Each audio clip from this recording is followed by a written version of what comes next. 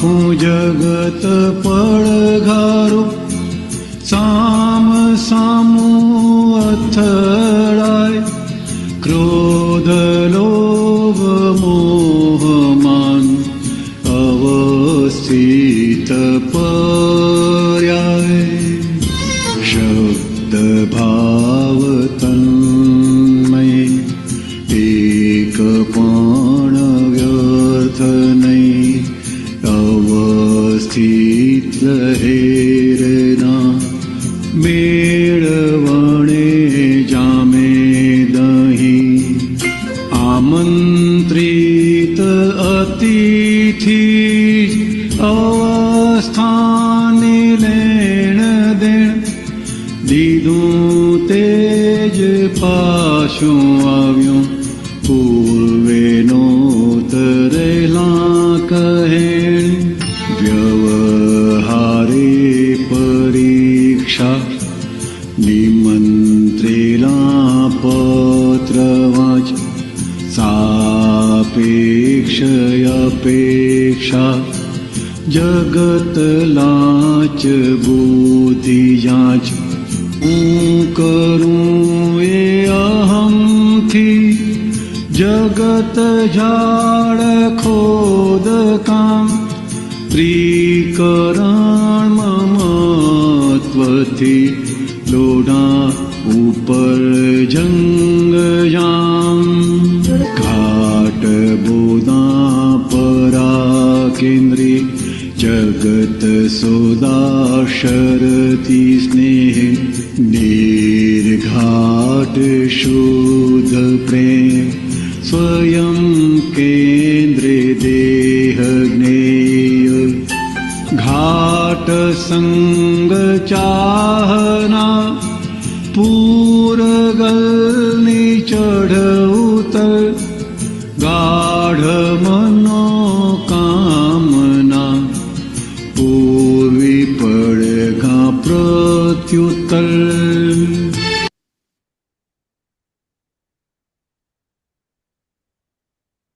શ્રી સચ્ચિદાનંદ મહેશાનંદજી, જય સચ્ચિદાનંદ, જય સચ્ચિદાનંદ. પદ ઉપર થોડો પ્રકાશ પાડો. હા, તે મોટું કરો તો દેખાય વંચાતું નથી. પેલી જે બે લાઈન છે ને એ મુખ્ય છે.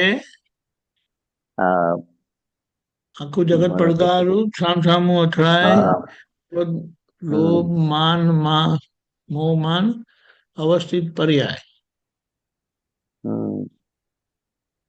આખું જગત તો પડઘારું છે.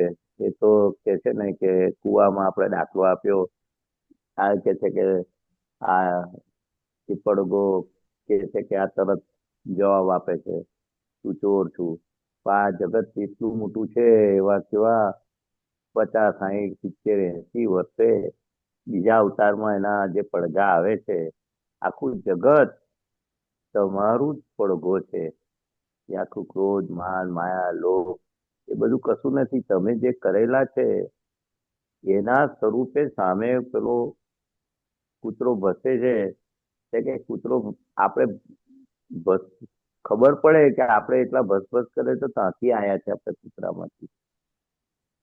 એટલે આપણો જ પડઘો છે, બીજો સામે વાળો ભસતો નથી. આપણે ને એવી રીતે એને બચકું ભરેલા છે તો આપણને આપણે કૂતરો ના કહેવાય માણસને, પણ આપણે બચકું ભરે છે તો આપણે સમજીએ કે આપણે કેટલા બચકા ભર્યા છે, કેટલો લોભ કર્યો છે, કેટલો ક્રોધ કર્યો છે, કેટલું માન ક્રોધ માન માયા લોભ, કે આપણે પડઘા સ્વરૂપે અત્યારે બધા સંજોગો આખું જગત કે છે પડઘો છે કે છે.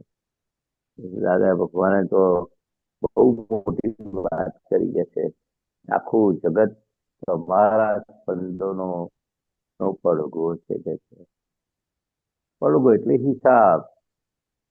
જો હિસાબી જગત કહ્યું ને કે સામે કોઈ નથી, તમે પોતે જ છો, તમારો જ પડઘો છે. કુવામાં કોઈ નથી એ સમજાય છે. તું રાજા છે તો રાજા અવાજ આવે, તું ચોર છું. કુવામાં જેમ કોઈ નથી ને સામે પડઘો આવે છે, એમ સામે કોઈ નથી, તમે પોતે જ છો.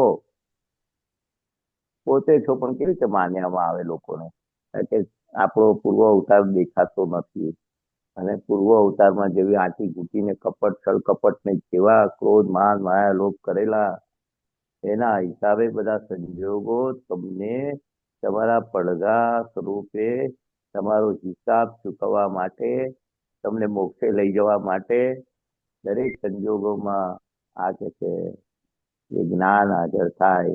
આગળ જ આ સંજોગાધીન માનવ ભમરડાની વાત કરીને ત્યાં કહો માનવ ભમરડો સંજોગાધીન એટલે ભમરડો છે કે છે, એટલે આ પડઘો એટલે કે છે કે કોઈને પણ દોષિત જોવા જેવું નથી કે છે. આ પડઘો તમારો જ છે, તમે પોતે જ છો.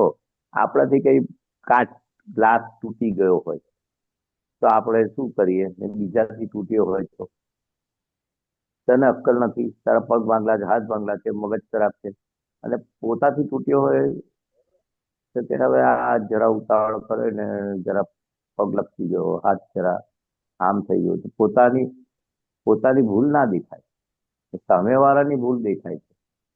દાદા કહે છે કે આ સામેવાળો તું જ છું, તારી ભૂલને લીધે સામે વ્યક્તિ ઊભી છે, તારો જ પડઘો તને સામે આવે છે કે છે.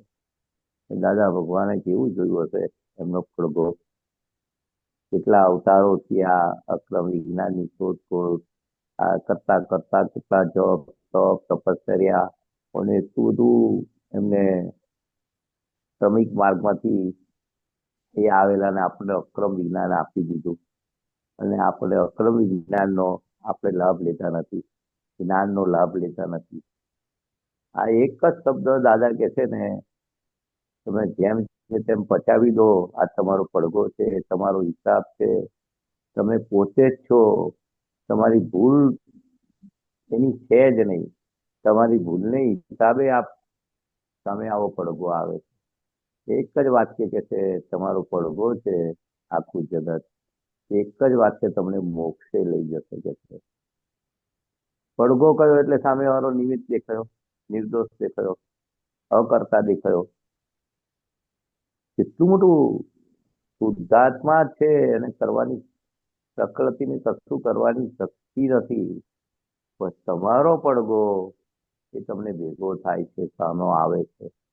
સેન્ટર પોઈન્ટ તો આ જ જે પહેલી બે લીટીની વાત છે. બોલો બીજું દીપકાનંદ. ખૂબ સરસ. તમે જય સચ્ચિદાનંદ. હા,